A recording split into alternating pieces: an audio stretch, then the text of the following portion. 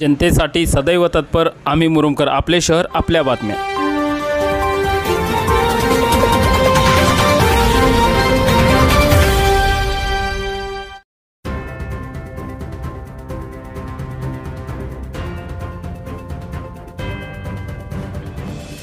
मुरुम शहरातील एका खाजगी शाळेत प्रभारी मुख्याध्यापकाने त्याच शाळेतील महिला शिक्षिकेला माझ्याशी मैत्री कर म्हणून सलग 2 महिन्यांपासून छळ करून विनयभंग केल्याचा धक्कादायक प्रकार समोर आला आहे।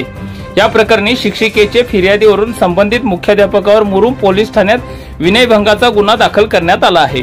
याबाबत अधिक माहिती अशी की मुरुम शहरातील डॉक्टर झाकीर हुसेन उर्दू प्राथमिक शाळेत प्रभारी मुख्याध्यापक म्हणून कार्यरत असलेले नूर अहमद पीर अहमद कानकुर्ती यांनी आपल्या शाळेतील एका शिक्षिकेला तू माझ्याशी मैत्री कर नाहीतर तुझी पगार थांबवतो, तुला नोकरीवरून काढून टाकतो असे म्हणत सतत वाईट नजरेने बघत गेल्या 2 महिन्यांपासून छळ करत असल्याचे महिला शिक्षिकेने तक्रारीत नमूद केले आहे।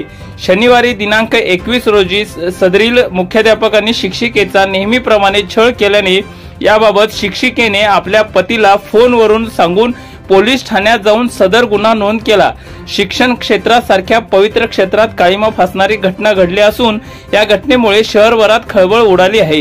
या घटनेचा अधिक तपास पोलीस उपनिरीक्षक नवनाथ गाडेकर यांच्याकडे आहे। आरोपी नराधम सध्या फरार असून पोलीस त्यांचा शोध घेत आहेत अशी माहिती पोलिसांनी दिली।